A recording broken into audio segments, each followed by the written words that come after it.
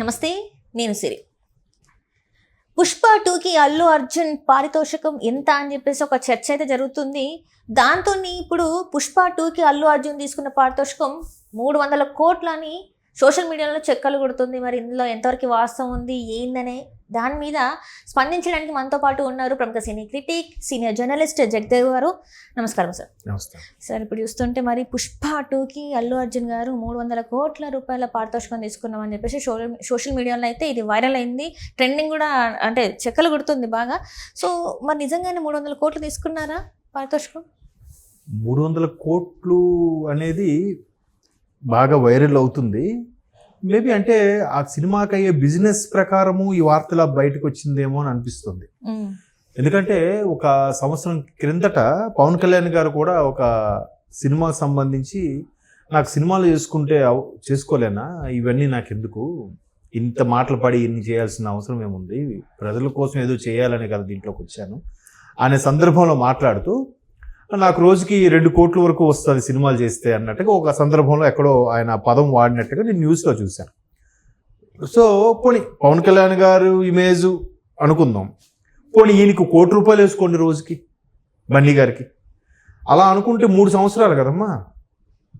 3 సంవత్సరాల్లో 1000 రోజులు 1000 కోట్లు ఇవ్వాలి ఆయనకి. పోనీ 3 ఏళ్లలో 300 రోజులు షూటింగ్ అయింది అనుకుందాం, 300 కోట్లు అయిందిగా. పెర్హాప్స్ అంటే మాట వరుసగా చెప్తున్నాను నేను. సో ఎప్పుడైతే పుష్ప రైజ్ అనుకుంటా ఫస్ట్ది, పుష్ప 2 రూల్ రైజ్ అసలు ఆ స్థాయికి వెళ్ళిపోతుందని నాకు తెలిసి ఎవరూ ఊహించలే. బట్ కష్టపడ్డారు, డిఫరెంట్గా చేశారు.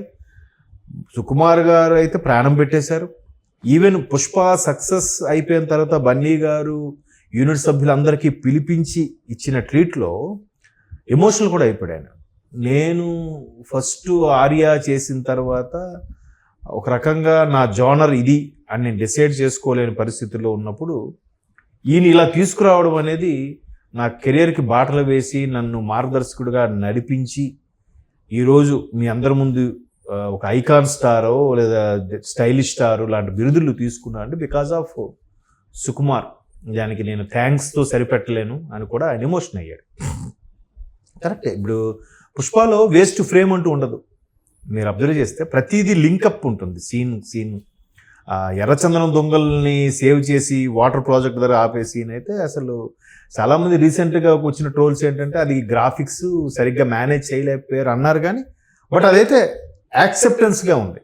చూస్తే అబ్బా ప్రాజెక్ట్ ఏం ఆపాడు, వాటర్ ప్రాజెక్ట్ దగ్గర ఆపి దొంగలన్నీ మళ్ళీ కలెక్ట్ చేసినట్టుగా పెట్టడం అన్నీ నిజంగా అది దానికి తగ్గట్టు సాంగ్స్, ఆ బాడీ లాంగ్వేజ్, మనిషి కూడా డీగ్లామరైజ్డ్గా గడ్డాలు మీసాలు ఆ సైడ్కి దువ్వడము, అంటే మొరటుగా ఉంటారు చూసారు మనుషులు. అడవుల్లో చెట్లు కొట్టేవాళ్ళు కానీ ఈ స్మగ్లింగ్ చేసేవాళ్ళు కానీ ఎంత మోటుగా ఉంటారు అనేది అలా చూపించాడు ఆయన. అసలు అంతకుముందు రేసు గుర్రం లాంటి సినిమాలు చూస్తే గ్లామరస్గా నీట్గా సన్ ఆఫ్ సత్యమూర్తి కొన్ని సినిమాలు, ఇప్పుడు అలవైకుంఠపురం, అవి అంతకుముందు సూపర్ హిట్లు అవి. సో వాటిలో అంత నీట్గా ఉండే మనిషి ఈయన ఒకడేనా అనే స్థాయిలో అసలు అక్కడ మనకు చూస్తే పుష్పరాజ్ క్యారెక్టరే కనిపిస్తుంది తప్ప బన్నీ కనబడ్డు. అది కనుక అది సినిమాకి అదే ముఖ్యం. ఇప్పుడు రాజేంద్ర ప్రసాద్ గారు కూడా ఒకసారి ఒక సందర్భంలో అన్నారు, ఆనలుగురు సినిమా చూసినప్పుడు, సార్ మీరు ఇంత మంచి సినిమా ఇంకా లైఫ్లో చేయగలరో లేదో నాకు తెలియదు, కానీ మీరు మీ సినిమా గురించి మీ కామెంట్ ఏంటంటే, ఏ సినిమాలో అయినా రాజేంద్ర ప్రసాద్ గొప్ప చేశాడ్రా అని అనుకుంటారు, అక్కడ మాత్రం ఆ ఎడిటర్ పేరు ఏదో ఉంటుంది, రఘురాజ్ ఏదో సంథింగ్, ఆ పాత్రనే చూశారు జనాలు తప్ప రాజేంద్ర ప్రసాద్ని చూడలేదు అని. అది నాకు ది లైఫ్లోనే బెస్ట్ కాంప్లిమెంటు అని చెప్పాడు. అలాగే ఇక్కడ కూడా బన్నీ గారిని ఎవరు చూడలే, పుష్పరాజ్ అనే క్యారెక్టర్ని. మరి వేరే సినిమా చేయట్లేదుగా. 2021-22లో వచ్చిన సినిమాని ఆల్మోస్ట్ 24 అయిపోయి వచ్చింది ఇంకా. మరి పుష్ప ఇమేజ్ ఇప్పుడు ఆల్రెడీ థమ్స్అప్ కూడా పాన్ ఇండియా లెవెల్లో ఇతనే యాడ్ చేశాడు. షారుఖ్ ఖాన్ తర్వాత అంటే షారుఖ్ ఖాన్ మించి వస్తుందంట. సో ఎట్లా మరి అంతే సోషల్ మీడియా ఎక్కువైందా, లేదంటే పాన్ ఇండియా రేంజ్లో ఆ ఇమేజ్ తెచ్చుకున్నాడా, నిజంగా కొడితే కుంభస్థలాన్ని కొట్టాలని కొట్టాడా అనేది ఒక నిజంగా దానికి తోడు best actor award, national best actor award అంతవరకు నాకు తెలుగు ఇండస్ట్రీలో ఎవరికి రాలేదనుకుంటా, వేరే వేరే సెక్టార్లో వచ్చాయి కానీ ఇందులో రాలేదు. సో అలాగా అంత కష్టపడి ప్రాణం పెట్టి చేసేసే సినిమాకి ఇప్పుడు పుష్ప 2కి ఎక్స్పెక్టేషన్స్ బీభత్సంగా పెరిగిపోయినప్పుడు కొన్ని సీన్స్ బాగాలేవు మళ్ళీ చేద్దామంటే ఎస్, ఆ డ్యాన్స్ సరిగ్గా రాలేదు మళ్ళీ చేద్దామంటే ఎస్, ఆ సెట్ సరిగ్గా బాగాలేదు మళ్ళీ చేద్దామంటే ఎస్. సార్ మీరు అంతా బాగా చేశారు కానీ అక్కడ గ్రాఫికల్గా సరిగ్గా చేయలేపారు సార్, మరొకసారి తీసి గ్రాఫిక్స్ చేద్దాం ఎస్. సార్ ఐటమ్ సాంగ్ని ఎంతవరకు వీలు బాగాలనుకున్నాం, ఆఖరికి శ్రీలీల ఫైనల్ అయ్యింది, లేదా సమంత గారు కాదు శ్రీదేవి గారు కూతురు అన్నారు, రకరకాల మళ్ళీ శ్రీలీల అయితేనే ఈయన డ్యాన్స్కి సరిదోగలదని ఈవెన్ పెడితే మళ్ళీ ఓకే అన్నాడు. మొన్నటి వరకు అయింది కదా సాంగ్, మొన్నటి వరకు, ఈ మంత్ ఫస్ట్ వీక్ వరకు కూడా అయింది, మీకు తెలుసో తెలియదు. మరి అన్ని ఈలోగా ఎన్ని సినిమాల ఆఫర్స్ వచ్చి ఉంటాయి, ఎన్ని వదులుకొని ఉంటాడు ఆయన, అన్ని వదులుకొని కూడా ఒకే సినిమాకి డెడికేటెడ్గా ఉండడం అనేది దానికి అంత ఎక్స్పెక్టేషన్ వచ్చింది కాబట్టి దీన్ని ఖచ్చితంగా కొట్టి తీరాలి. దానికంటే ఎక్స్పెక్టేషన్స్ ఏం లేవు, కష్టపడి చేసాము ఇట్టయితే బాగుండని అనుకున్నారు. బట్ అది వరల్డ్ వైడ్గా తగ్గేదేలే అన్న స్థాయికి వెళ్ళిపోయింది. ఎక్కడో కొరియా వాళ్ళకి ఆఫ్రికన్ కంట్రీస్ కూడా వెళ్ళిపోయింది ఆ మ్యాండ్రేజ్. దాని అర్థం తెలుసో తెలీదో వాళ్ళకి తెలియదు. కానీ అలాంటి పుష్పాన్ని ఇప్పుడు 2కి వచ్చేసరికి రెస్పాన్సిబిలిటీ పెరిగిపోయింది, బాధ్యత ఎక్కువైపోయింది. ఇక్కడ కంప్లీట్గా బన్నీ భుజాల మీద ఉంది ఇప్పుడు సినిమా నాకు తెలిసి. సో మరి ఖచ్చితంగా కొట్టి తీరాలంటే ఎంత కష్టపడాలి, ఎంత చేయాలి? సో ఆ రెమ్యునరేషన్ ఎక్కువ అంటారా తక్కువ అంటారా? ఇవాళ రేపు కాస్ట్ ఆఫ్ లివింగ్ ఎక్కువైపోయింది, క్యాస్ట్ అండ్ క్రూ ఆ ఖర్చులు కూడా ఎక్కువైపోయాయి కాబట్టి సో ఇప్పుడు ఇక్కడతో అయిపోలేదు కదా, ప్రమోషన్స్, లాంచింగ్లు, ఓపెనింగ్లు, ఎక్కడికక్కడ ఇంటర్వ్యూస్, వీటన్నిటి కూడా మరి ఎవరిస్తారు, ఎవరు చూస్తారు?